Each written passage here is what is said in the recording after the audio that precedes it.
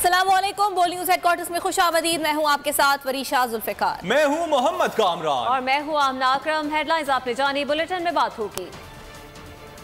कौमी सलामती पर इजलास कब? खान पर हमला साजिश थी। खान की बड़ी गलती क्या? दम घुटने से अमवात। अमेरिका में बदतरीन हालात। और शाहीनों का लड़खड़ाता आगाज करेंगे इस खबर के साथ। मुल्क में दहशतगर्दी के बढ़ते वाकयात, मुल्क में अमन अमान की सूरत हाल पर गौर के लिए कौमी सलामती कमेटी का इजलास बुलाने का फैसला कर लिया गया है। नेशनल एक्शन प्लान पर अमल दरामद की सूरत हाल का जायजा लिया जाएगा। कल अदम TTP से मुज़ाकरात की मौजूदा सूरत हाल और माजी के मुआहदों पर अमल दरामद पर भी बहस होगी। इस अहम इजलास को बुलाने का फैसला किया गया है। हुकाम करप्शन केसेस खत्म कराने और दहशतगर्द अपने काम में मसरूफ है। इस सिलसिले में आपको ये बताएं कि ये इजलास तलब किया गया है। दहशतगर्दी के वाकयात का तसलसल, वज़ीर आज़म शहबाज शरीफ को होशा किया। वज़ीर आज़म और वज़रा करप्शन केसेस खत्म कराने में मसरूफ। दहशतगर्द बलूचिस्तान और खैबर पख्तूनख्वा के बाद इस्लामाबाद भी जा पहुंचे। खतरा इक़्तिदार की दहलीज पर पहुंचा तो वज़ीर आज़म को फिक्र लाहक हो गई। तमा हफ्ते ही कौमी सलामती कमेटी का इजलास बुलाने का फैसला कर लिया। इजलास में आला सिविल व अस्करी हुक्काम शिरकत करेंगे। इजलास में नेशनल एक्शन प्लान पर अमल दरामद की सूरत हाल का जायजा लिया जाएगा। इजलास में बलूचिस्तान और खैबर पख्तूनख्वा में दहशतगर्दी की लहर में इजाफे की वजूहात ज़ेर बहस आएंगी।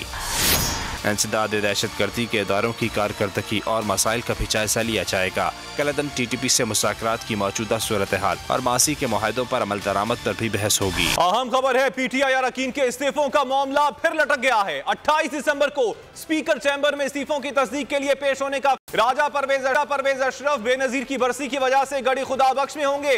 28 दिसंबर को पार्टी के अहम इजलास में शिरकत करेंगे, फिर ऑस्ट्रेलिया के दौरे पर रवाना हो जाएंगे।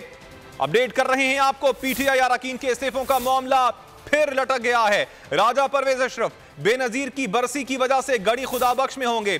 इसी हवाले से मजीद तफसीलात मालूम कर लेते हैं deputy bureau chief Islamabad Ali शेर से। अली, क्या मामला है? राजा परवेज अशरफ जो हैं वो तो 28 दिसंबर को पार्टी के अहम इजलास में शिरकत करेंगे।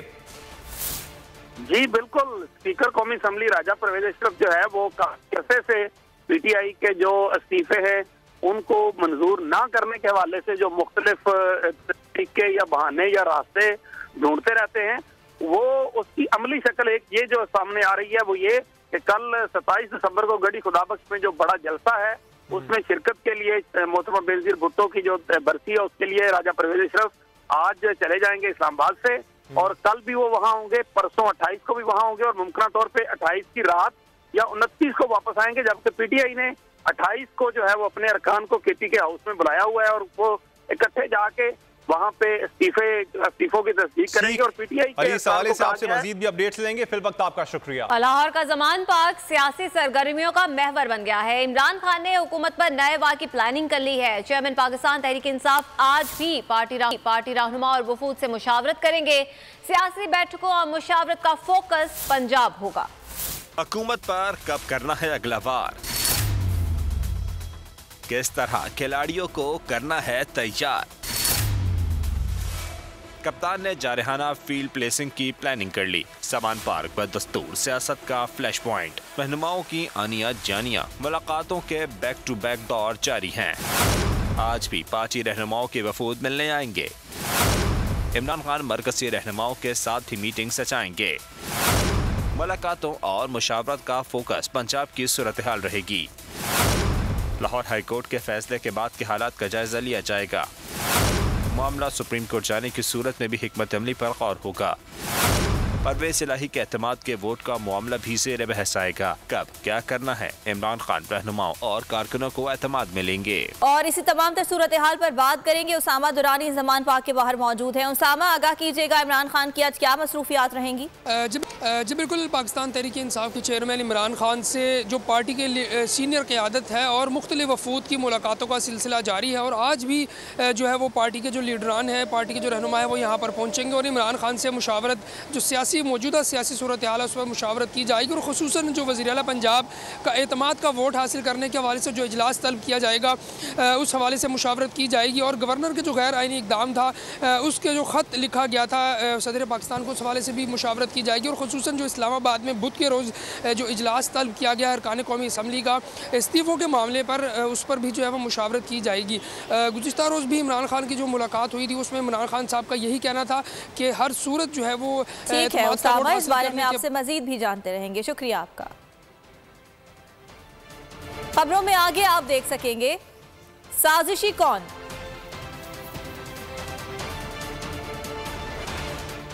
और लंडा बाजार के दरवाजे बंद। इलेक्शन का नाम सुनकर इनकी नींदें उड़ जाती हैं। ये मजीद वक्त लेकर कौम से पुराना हिसाब किताब करना चाहते हैं। इलेक्शन में ताखीर से मईशत का बहुत नुकसान होगा। पीटीआई रहनुमा अली मोहम्मद खान कहते हैं बुध से कौमी असम्बली से इस्तीफे देने का अमल शुरू हो जाएगा। इलेक्शन तो हम जीत जाएंगे क्योंकि अवाम की ताकत हमारे साथ है। जो अवाम में मकबूल होगा वही लीडर बनेगा। यह है कि इलेक्शन तो 7-8 महीने बाद भी हमारी जमात जीत जाएगी। अवाम की ताकत तो है हमारे साथ, सपोर्ट बहुत बड़ी है, लेकिन ये टाइम इतना है कि इस टाइम में मईशत का नुकसान बहुत बड़ा हो जाना है। और ये जो बजट 2023 का है इस पे कंसेंसस है तमाम उन लोगों का जो समझते हैं कि हमें लॉन्ग टर्म प्लानिंग की तरफ जाना है। तो ये बजट उस हुकूमत को बनाना चाहिए जिसके पास अगले 5 साल का मैंडेट हो, अदरवाइज फिर आपको 2024 के बजट तक वेट करना पड़ेगा। इसी सिलसिले में सिर्फ सूबाई हुकूमतें नहीं बल्कि जो मरकजी हुकूमत है, जो कौमी असम्बली है, वहाँ से भी इस बुध के दिन इस्तीफे देने का अमल शुरू हो जाएगा, उस पर अमल शुरू हो जाएगा ताकि वो। आप कुछ बात इमरान खान पर कातिलाना हमले की तो तहकीकात में साबित हो गया इमरान खान पर हमला सोची समझी मुनज़्ज़म साजिश थी। हमले में 1 से ज़ायद अफराद मुलव्वस थे। कितने अफराद थे इसका तायुन बाकी है। वज़ीर दाखिला पंजाब उमर सरफराज चीमा कहते हैं तफ्तीश में काफ़ी पेशरफ्त हो चुकी है, जल्द ही असल मुजरिमों तक पहुँच जाएंगे। सूबाई मुशीर मुसद्दिक अब्बासी बोले मुलजिम नवीद ने पोलीग्राफिक टेस्ट में कई झूठ बोले। मुलजिम तरबियत याफ्ता है और उसने मंसूबा बंदी से हमला किया।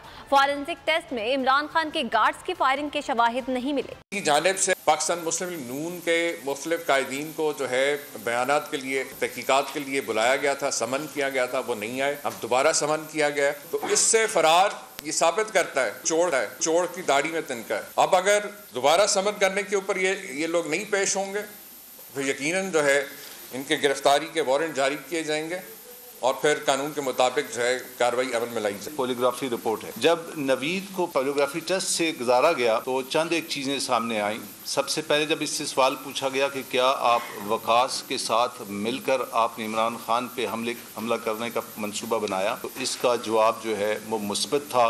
जब इससे ये पूछा गया कि क्या वकास के अलावा कोई और लोग भी इसमें शामिल थे, तो टेस्ट ये बताता है कि उस वक्त ये झूठ बोल रहा था।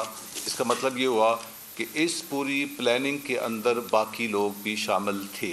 दूसरी इल्ज़ाम ये था कि खान साहब के गार्ड्स ने फायरिंग की, तो फोरेंसिक टेस्ट में जितने भी गार्ड्स के वेपन्स थे वो सारे क्लियर हो चुके। और नून लीग का वजीर आला पंजाब के हवाले से हाई कोर्ट के फैसले को सुप्रीम कोर्ट में चैलेंज करने का फैसला। जराये के मुताबिक मुस्लिम लीग नून आजम नजीर तारड़ की सरबराही में लाहौर हाई कोर्ट का फैसला सुप्रीम कोर्ट में रवा हफ्ते चैलेंज करेगी। मुस्लिम लीग नून ने वकला टीम ने सुप्रीम कोर्ट में रेट दायर करने के लिए तैयारी कर ली है। आरिफ मलिक इस हवाले से मजीद तफसीलात हमें बताएंगे। जी आरिफ बताइएगा।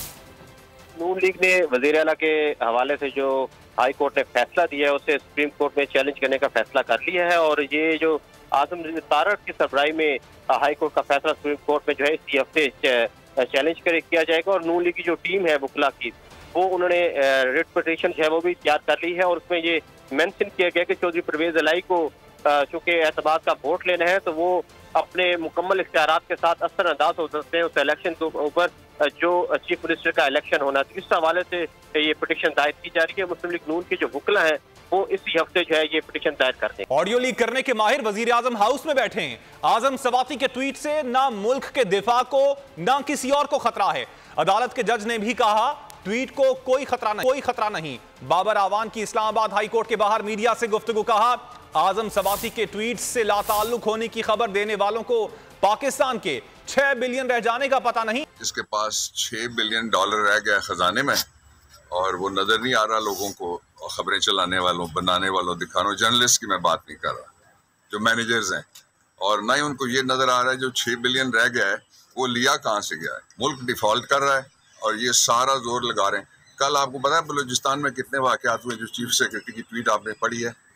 एक ट्वीट से इस हाई कोर्ट ने ये कहा हुआ है जस्टिस बाबर सत्तार साहब ने कि किसी को कोई खतरा नहीं। और शेख रशीद अहमद कहते हैं 6 अरब से कुछ जायद सर मुबादला, IMF की छतरी भी नहीं, दहशतगर्दी की लहर, आटे के डबल रेट पर भी सन्नाटा, अल्लाह अल्लाह रहम करे। अपने ट्वीट में उनका कहना था कि दवाइयों की किल्लत, खाम माल नायाब, टेक्सटाइल बंद, क्या ये है तब्दीली? शेख रशीद का मजीद कहना था कि इस्लामाबाद बल्दिया से भागने वाले मुल्क में खाक इलेक्शन करवाएंगे। जवान दिफाए वतन पर जाने निछावर कर रहे हैं, हुक्मरान आंख मचोली खेल रहे हैं। इलेक्शन अप्रैल मई में ना हुए तो हालात मजीद खराब हो जाएंगे। रहनुमा PTI असद उमर का आजम स्वाति की जमानत में ताखीर पर रद्द-ए-अमल। ट्विटर बयान में असद उमर ने कहा, अरबों रुपए की करप्शन वाले की जमानत लंदन में बैठे मंजूर हो गई। आजम स्वाति की जमानत कई हफ्ते गुजरने के बाद आज तक मंजूर नहीं हो सकी। असद उमर की जानिब से ट्वीट किया गया है, आजम स्वाति की जमानत में ताखीर पर उन्होंने रद्द-ए-अमल दिया है। चेयरमैन PTI इमरान खान ने कमजोर हुकूमत लेना अपनी सबसे बड़ी गलती करार दे दिया। निजी टीवी को इंटरव्यू में कहा, अगर मालूम होता कि माफिया का एहतसाब नहीं होगा तो पहले दिन ही असेंबली तोड़ देता और दोबारा इलेक्शन की तरफ जाता। कहा, अब भी अगर मजबूत हुकूमत नहीं बना सके तो अपोजिशन में बैठूंगा, कमजोर हुकूमत नहीं लूंगा। मैंने रियलाइज किया कि मेरी कमजोरी निकली। तो एक चीज जो मुझे करनी थी और मैं नहीं कर सका वो थी कि मैं कानून की हुक्मरानी कायम नहीं कर सका। मुझे अगर ये फिल्म होता ना कि कितना रुकावटें मेरे सामने डाली गई और किस तरह लोगों को बचाया गया, बड़े बड़े करप्ट लोगों को कैसे प्रोटेक्ट किया गया, तो या तो मुझे पहले दिन अगर पता चल जाता ना तो मैं कहता कि असेंबली तोड़ो फिर से इलेक्शन करवाओ। अब अगर मुझे वापस जाना पड़े तो मैं कभी भी वो गवर्नमेंट ना लूं, मैं ऑपोजिशन में बैठ जाऊंगा लेकिन गवर्नमेंट नहीं लूंगा। सबसे बड़ा पॉलिटिकल माफिया जो सारा PDM में इकट्ठा हुआ है, कोई सेकुलर है, कोई कुछ है, कोई नेशनल, सब इकट्ठे हो गए। क्यों है? अगर आपको ये वीडियो पसंद आए तो लाइक पर क्लिक करें। हकीकी आजादी की जंग में बोल भी कप्तान के हमकदम। इलेक्शन कराओ मुल्क बचाओ की लाइव ट्रांसमिशन, दिखाई लम्हा बलम्हा सूरत हाल। रील और रेटिंग में भी बोल न्यूज रहा नंबर 1। सब्सक्राइब करें और बेल दबाएं ताकि कोई खबर रह न जाए।